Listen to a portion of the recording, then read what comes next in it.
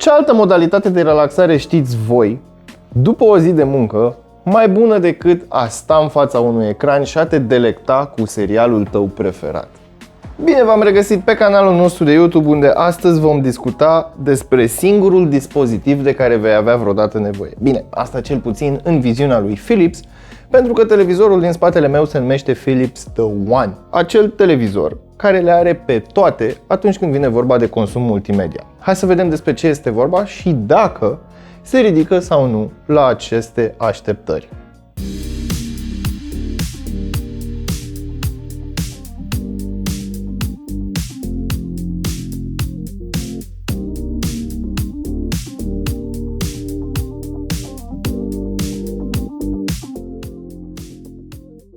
Prima oară, hai să vorbim despre construcția acestui televizor. Materialul predominant este plasticul, în schimb este unul foarte dur. Nu l-am auzit scârțâind, n-am auzit niciun fel de trosnitură atunci când l-am scos din ambalaj și am făcut setup-ul pentru prima oară. Da, într-adevăr, plasticul rămâne plastic în continuare, dar este foarte bine închegat. Mai departe, aș vrea să vă povestesc puțin despre stand. Standul este făcut din metal solid. Ai putea spune că este armă albă, se înșurubează și rămâne fixat pentru totdeauna sau, bineînțeles, până când îl vei demonta. Ce îmi place foarte mult este că Philips nu au insistat foarte mult pe design. Este minimalist, este foarte subtil și se îmbină cu foarte multe stiluri de mobilă. Bine, asta dacă îl pui pe o servantă, dacă nu, ai posibilitatea să-l pui direct pe perete, pentru că avem și montură VESA. Revenind puțin asupra standului, are și funcția de rotație, pentru că și voi și eu, cel mai probabil măcar o dată, am fost puși în situația de a conecta sau a deconecta ceva din spatele unui televizor și a trebuit să-l iei, să târși și ieși standul pe suprafața pe care este așezat ca să poți să ajungi în spate, după care trebuie să îl pui la loc. Ei bine, această situație nu va mai fi întâmpinată în cazul acestui televizor, pentru că îl poți roti frumos, îți faci treaba în spate și îl pui la loc. În ceea ce privește designul televizorului, este foarte minimalist, are doar o dungă sau un bezel foarte subțire de jur împrejur, iar jos este un element de design ce seamănă cu aluminiu periat. La un capăt scrie Philips și în capătul celălalt avem senzorul pentru telecomanda cu infraroșu în cazul în care vrei să folosești o telecomandă cu infraroșu pe un Smart TV. Televizorul vine cu o telecomandă foarte interesantă despre care vom vorbi spre finalul videoclipului.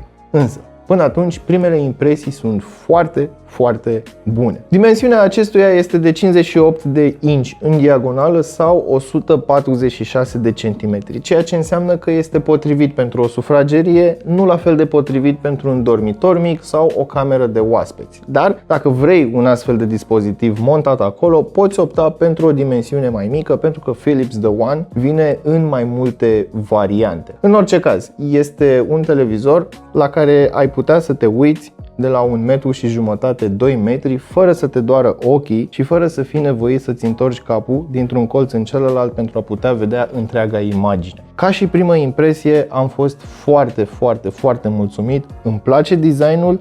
Personal, mi-aș fi dorit să existe și o variantă neagră, dar asta este doar o preferință ultra personală, pentru că majoritatea dispozitivelor pe care le am sunt negre și argintiul nu prea se potrivește cu nimic din ceea ce dețin eu. Dar, trecând foarte ușor peste acest aspect, mie mi se pare dispozitivul care se mulează foarte bine într-un mediu.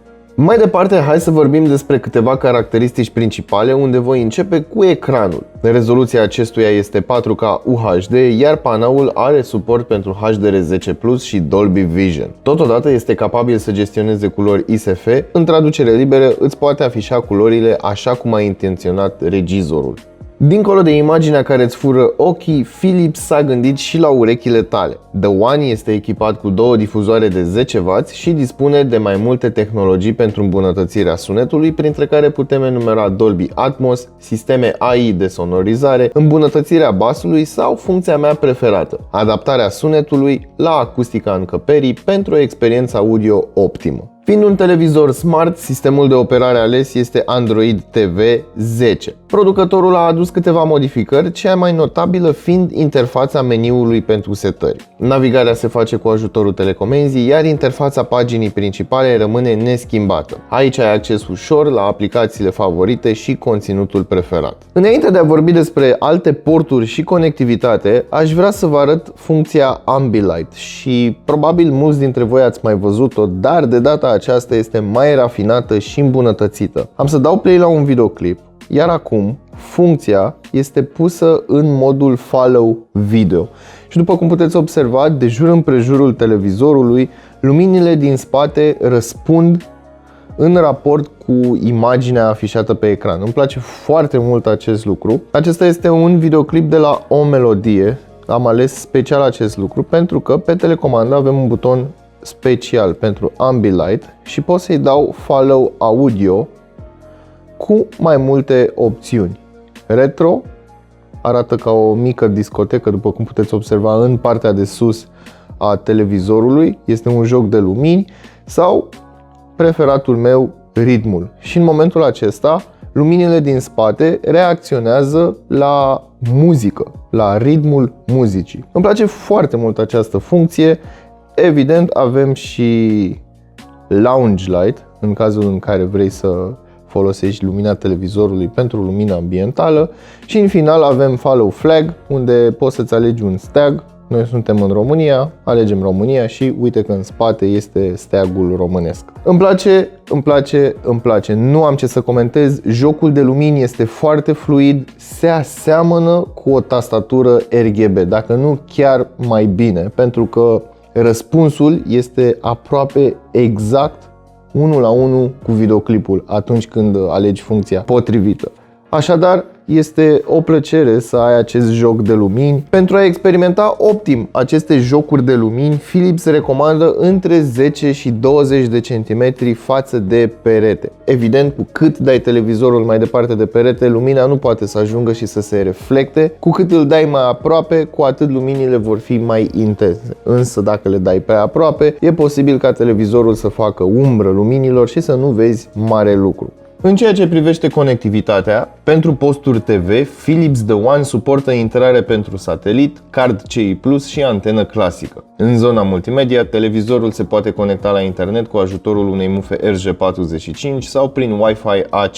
Suportă Bluetooth 5.0, iar ca și porturi fizice, are 4 mufe HDMI, 2 USB-uri, un port 2.0 și celălalt 3.0, mufă jack de 3.5 și ieșire audio digitală Toslink optic. Ei bine, v-am promis că vă arăt și telecomanda. Cel puțin pe partea din față nu este nimic special. Avem buton de Ambilight care se aprinde, buton de power, navigare, buton pentru Google Assistant, butoane pentru Netflix, Prime Video și Rakuten TV. Dar magia se întâmplă, uite aici pe spate, unde avem o tastatură QWERTY și din nou taste pentru navigare. Mi se pare o implementare foarte bună, pentru că atunci când folosești un Smart TV, mai intri pe browser, mai vrei să dai un search și trebuie să dai de fiecare dată de 10.000 de ori pe aceste butoane ca să scrii o literă. Nu, aici folosești o tastatură, ceea ce mi se pare foarte interesant. Aș fi vrut să văd aici un touchpad. Și de ce spun acest lucru? Pentru că m-am păcălit. Inițial, când am văzut pentru prima oară telecomanda, nu am văzut acest spațiu de jur împrejurul dreptunghiului. În schimb, aici se află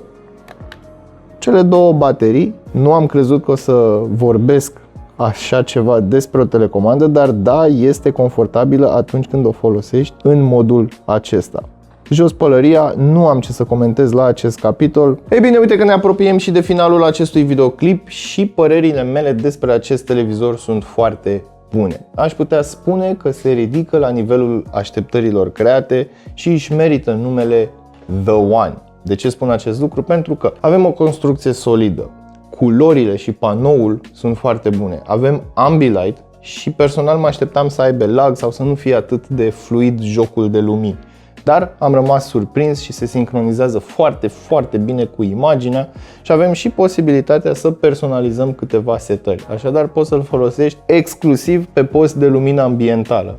Bine, o lumină ambientală destul de scumpă, pentru că la 3300 de lei nu este un televizor ieftin. Dar le are pe toate. Apreciez foarte mult că cele 4 porturi HDMI sunt de generație curentă și nu vei avea latență atunci când vei conecta o consolă modernă. Dar sunt foarte curios să aflu și părerile voastre, așadar ne vedem în secțiunea de comentarii de mai jos, iar până data viitoare nu uitați să verificați descrierea pentru linkuri utile și prețuri actualizate. Salut!